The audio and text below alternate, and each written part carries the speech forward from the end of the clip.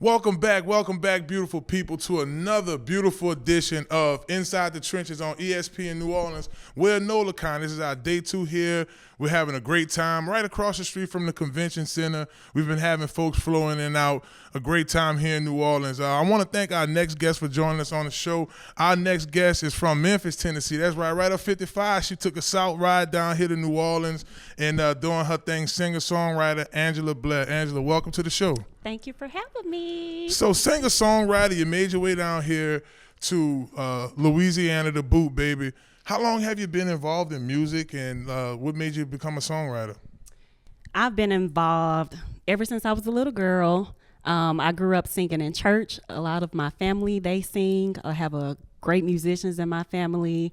So, my first time writing a song, I was probably like in 5th, 6th grade. So I've been doing it for a very long time now. And that's typically how it happens. Like especially down south, some of us started in the choir. Like I sung tenor in the choir, and you got to get up there and do that solo. You get all nervous for the solo. Like I can't wait till my little part come up. But it teaches you like the basics of music, like how to hold notes. You learn a lot of the gospel songs, and some of the chords that's played is we go back to ragtime in terms of how the chords are laid, and you think of females like Whitney Houston, Jennifer Hudson, Fantasia come up in the church. So that's amazing.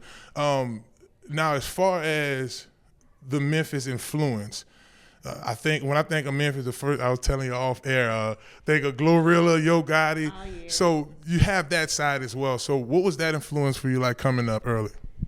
Like I said, my family were very big on music, so it's very diverse. And then just being from the city, we have Beale Street, we have the whole Stax era, so the influence is very heavy. I feel like Memphis is a place where we have our own sound, like nobody sounds like us.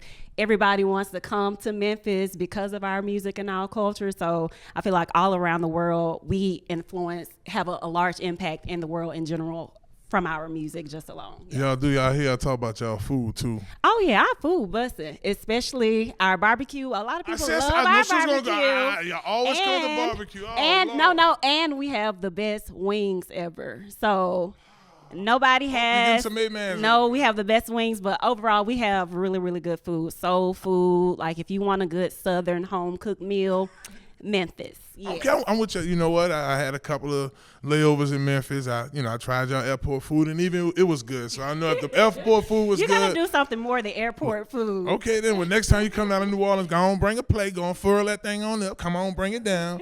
So if y'all are just tuning into the show, I have Angela Blair, singer-songwriter. She's here to hold a panel down here in New Orleans. Y'all make sure y'all follow her on Instagram at the Angela Blair.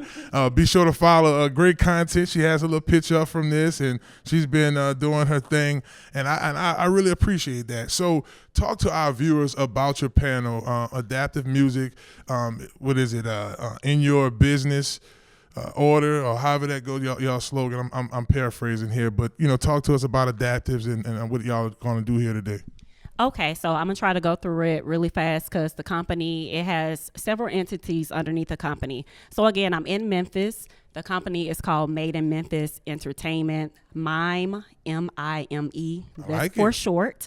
But underneath that company, we have 7 operating businesses, and Adaptive Music is one of those, which is our artist development company, but focus on the business side to make sure that our singers and songwriters are collecting all of their money, not leaving anything on the table, and just teaching them how to build effective teams and grow their music business. So we'll be talking a little bit more about that on today. So all of you artists or songwriters, creatives, make sure you also follow us at Adaptive Music _Instagram. So yeah. Now the brother with Tony Alexander, he's a part of that group as well? Yes, he is. He's actually the president, the CEO of the entire company, and so he's a part of Adaptive Music as well. He is dope. I mean, he was very informative. We were at that panel earlier, New Orleans versus everybody. It's all focused on like local talent and going global, and the advice he was giving. I mean, we spent a little time on the licensing end and all the legal things, but for the most part,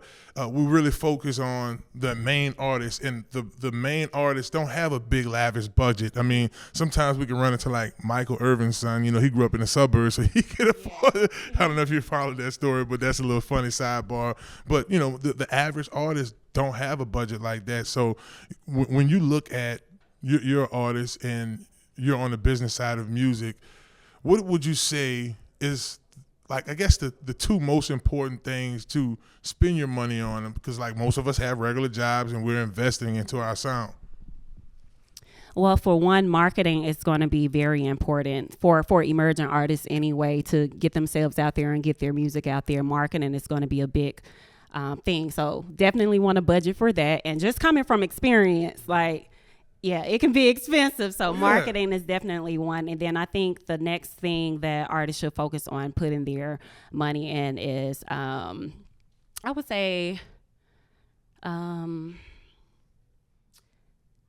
getting their wheelhouse in order as far as their business, like all of their assets, like their websites, all of that kind of thing, to keep that direct fan engagement outside of social media and things like that, making sure they have the branding down. And I think those will be probably the two and somewhat important parts of a budget. Mm-hmm. Well, that's big time. Well, y'all heard that right there. Those are the two most important things. So before you just go spending your money on expensive jewelry, chains, and all that, make sure you get these things in order. Then, hey, maybe some investments down the line, you can get it going. Well, Angela, thank you so much for coming on the show. Before I let you go, though, it's not top 5. I'm going to ask, who are your top 3 singers? Like, it could be in the 90s, now. Like, who are some 3 of the artists you really like? If you like it, then you should have put a ring on it. If you like it, then you should have put a ring on it.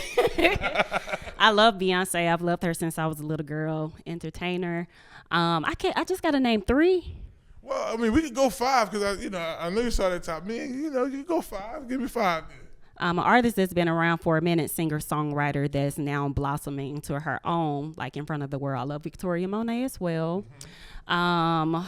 If I give you a guy, a lot of people don't look at him as a singer, but he is a singer. He's an entertainer. But I love Jamie Foxx. Oh yeah, and Jamie some people Cole. like this. Jamie talented. I love Jamie Foxx. Man, I always hate having to name 5 because I love Fantasia. Yeah. You don't want me, then I'll talk to me. Usher, because he's an entertainer. Yeah. That's your 5. That was 5. That's 5. I was trying to keep going because. But, well, okay. She has a top 20. For a top 20, make sure you check the bottom of the show. I will get you. Well, thank you so much for coming on the show. Great interview. Hey, yes, indeed. Y'all make sure y'all make y'all way y'all can register for the Nola Musicon. We're having it right here at the Marriott Convention Center. Very lavish, nice side of New Orleans, right here downtown. And then, hey, ESPN New Orleans, we're live inside the trenches. We got much more coming your way. Hello, somebody. Hello, somebody.